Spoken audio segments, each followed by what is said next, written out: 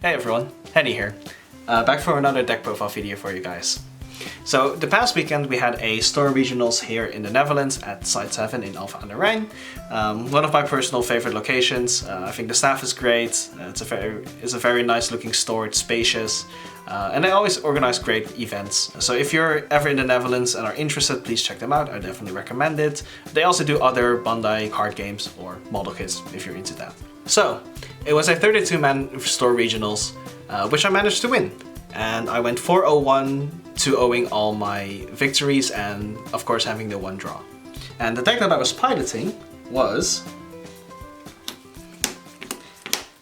the world-ending dragon himself, Megidramon. So I know there have been quite a lot of Megidramon deck profiles already, but I'd like to weigh in and show how I've been playing the deck. I have a few, I'd say, personal changes or personal preferences that I would like to show you guys and just talk about the deck a little bit in general. But first, as you guys may have noticed, we have reached 1,000 subscribers on the channel. Woo! Yay! Poggers! On behalf of the organization PXP, I would like to thank you guys all for your continued support and the love you've shown for not only the Digimon card game, but also our content regarding it. And as a token of gratitude, we would like to announce a giveaway for you guys. More details will follow in the community post on the channel, so definitely keep an eye out on that with further details on how to register for the giveaway and what we will be giving away. So once again, thank you guys for the continued support. And please keep supporting us. Now back to the video. So, moving on to the card for card, we are playing 4 Promo Gigimon. It's a purple Gigimon that has recursion on deletion. It's designed for the new BT21 Megidramon line, so it is the best act to run. Moving on to the rookies. 4 BT21 Gallantmon. On play, you can pitch a card, draw 2, and on deletion it gains you 1 memory. Also a great rookie. 4 EX4 Rush Gallantmon. On play, if there's 20 collective trash, it gains Rush. It allows for a lot of extension with the deck and a lot of lethal lines which usually wouldn't be as telegraphed. So definitely a 4-of in this deck. Then lastly, 4 EX8 Gallantmon X. On play when digivolving, it searches for Growlmon or Gallantmon, so basically the entire deck. And the inherit is that if you delete a Digimon, you gain 1 memory back. It's extra consistency as it's a X-Antibody Digimon, so definitely 4 of those, which makes 12 rookies. Moving on to the level 4s, 4 BT21 Growlmon. When digivolving, you can pop something. If you don't pop, you trash the top 2 cards of your own deck. On deletion, it gains 1 memory, same as the BT21 Gallantmon. This is the main level 4 you want to see. The on deletion allows for great recursive plays and turn extension, and the pop can come in very nicely, especially in combination with the EX8 Gallantmon. Then our secondary Growlmon, we are playing 1 EX3 Growlmon. When digivolving, you can pop something. If you don't, both players trash the top 2 cards of their deck. We're only playing 1 because it's our secondary Growlmon. You could play 2 if you want more consistency on your level 4s, but I think 5 Growlmons is enough. Because we need to play 4 Growlmon X. When digivolving, draw 1, trash 1. It also gives a float to the entire body on deletion to play a Gallantmon in name, which is very versatile, so you can choose any of these Gallantmon. And then also the inherit is the same as Gallantmon X. If you digivolve on top of it and you delete something, you gain 1 memory back.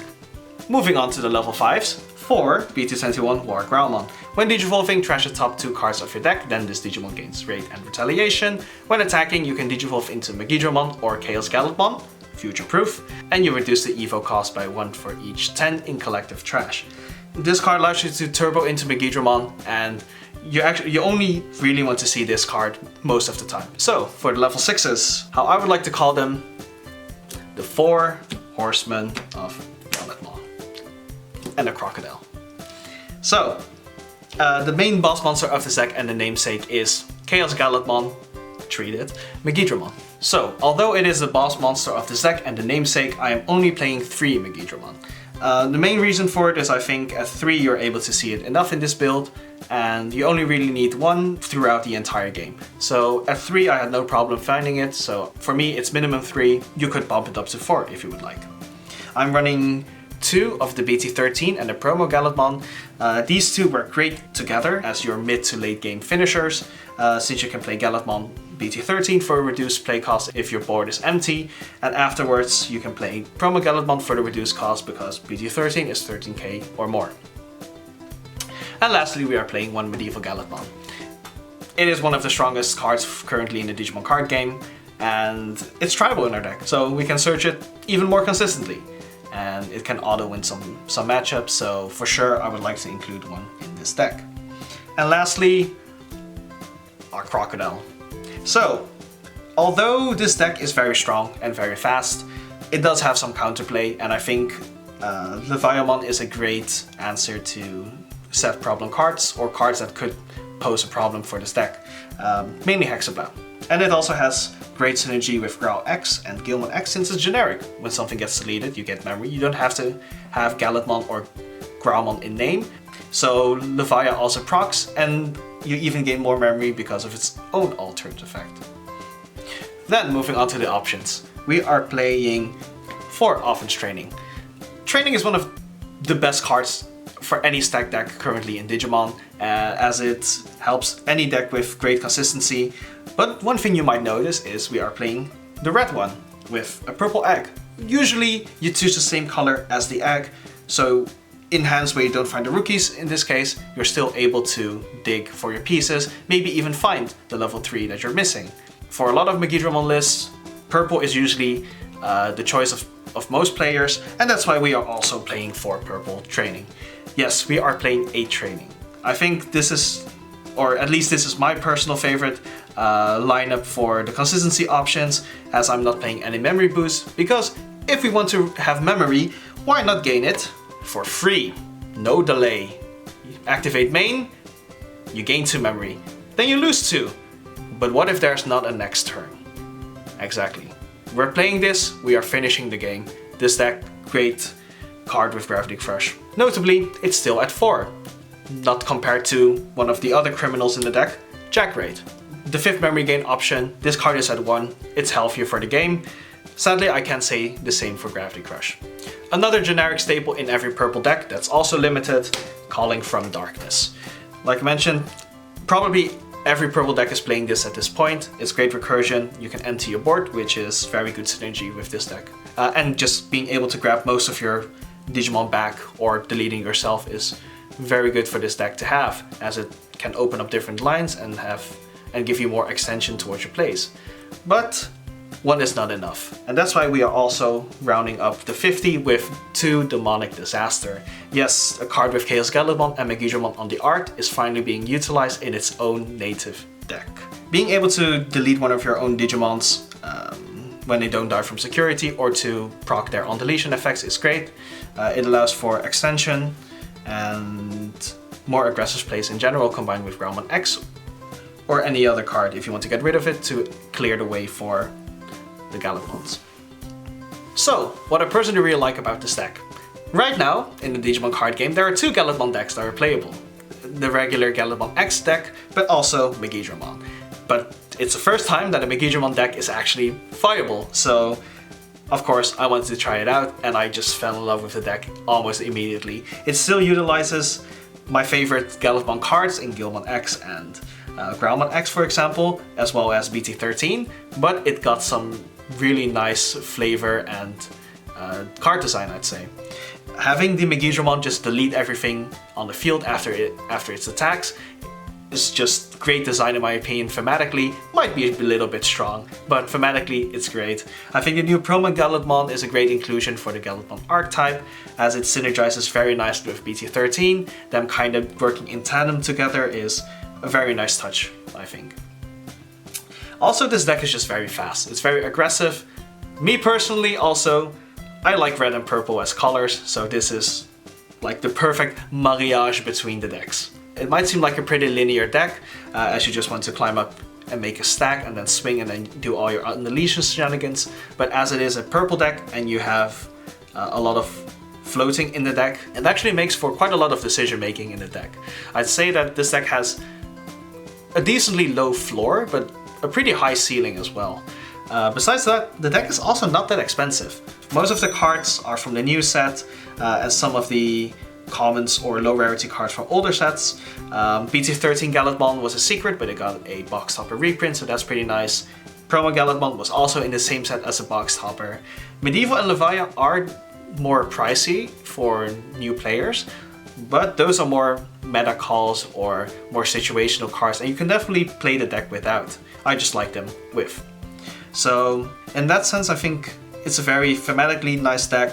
If you like the Gallantmon archetype or the Megidramon archetype, I think they did a really good job, and I really enjoy it personally.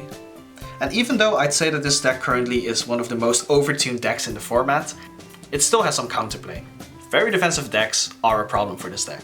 One of the decks that also got support in the last set with a new promo card, Megidramon, has seen some great performances with Dominimon, because you're able to generate a board with a lot of blockers, which are protected by Dominimon's effects otherwise. Also, cards like Hexablau are very difficult for this deck to deal with, as even though you have an X-line, certain decks that have Hexablau are able to have more sources than you, and not being able to declare an attack at all will really hinder your deck. Also, since you're very trash reliant and also I would say source reliant, a card like Paladin Ace can really hurt you, as you are not only losing all the inherent effects you have on your Digimon on field, you're also losing your entire trash.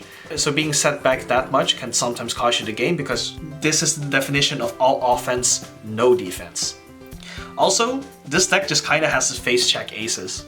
If you have a non-deletion ace Digimon that the digivolves or bounces or bot decks, whatever, this deck has a really difficult time against those, as you're very on deletion reliant, so not getting those off will set you back a lot during a game. But one thing that it has going for it is that all those counter matchups right now kinda lose to the other top decks of the format. If you're looking at Sakuyamon and Royal Knights, those decks are also very strong, very well-rounded, and have a pretty good time gatekeeping decks that specifically can counter Megidramon. So it's only a select few decks that have a lot of tools, but usually Megidramon is just way too fast for those to actually establish their defenses or counters for the deck. So this is my personal build of Megidramon. I'm playing 8 trainings, which is not really conventional, as usually decks at maximum will play 6 and more lean towards the purple color of the deck. I really like the 8 trainings because, like I mentioned, you're able to find your important options. And especially when I made this deck, I really wanted to abuse Graph Crush. Graph Crush dodged the previous ban list, while 2 other memory gain options in Jack Raid and Blinding Ray were hit to 1. And it was only a matter of time before there would be a deck that could abuse the option, but I didn't expect it to be the next set afterwards with Megidramon.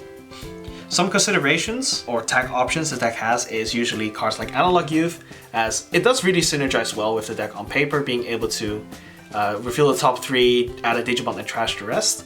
But with the importance of the options in this deck, I'm personally not running it because I don't want to have the risk of trashing the options that I don't really have any way of retrieving. Also, it makes you a little bit prone to memory choking. You're not running any tamers in this deck, so having trainings as a way to still be able to play your turn and do your combo even though you've been given very low memory, for me is way more important. Although I do have to say that with my expectations of the next ban list, I definitely think that Graph Crush will be hit to 1. I also think that either Rush Gilmon and or Growlmon X could be hit to 1. I think those cards in tandem work very strongly together, and Growlmon X is just a very good consistency card, and it kind of does too much for the deck, I'd say. It feels like it follows the path of Greymon X and Garurumon X. So I definitely have a feeling that this will be the next level 4 X antibody that will get hit, sadly. So with those 3 in mind, you probably would consider putting in the Analog Use to fill in the spot because the options become less prevalent. You can consider throwing back in the Digimon I designed as well as War Growlmon X. And when LM6 gets released here, definitely the Magenta memory boost, being able to count purple and red, is like a great compromise for this deck in general. Also, the card has not been revealed or anything, but Megidramon X is a card that exists. And I think there's still a lot of room to be done with Chaos Gallantmon as well, as Megidramon is treated as Chaos Gallantmon, and War Growlmon has Chaos Gallantmon also in its effect. So in terms of future design, I think we have something to look out for. And I also think that even with the hits, Megidramon will still be a playable deck, just maybe not as fast and as unfair to play against. So that's it for the deck profile. If you guys have any questions about how the tournament went or about the build, I'll have my matchups posted somewhere here on screen. So you guys can just ask me in the comments below if there's anything you want to know. This has been Henny, and I'll see you guys again in the next video. Bye bye.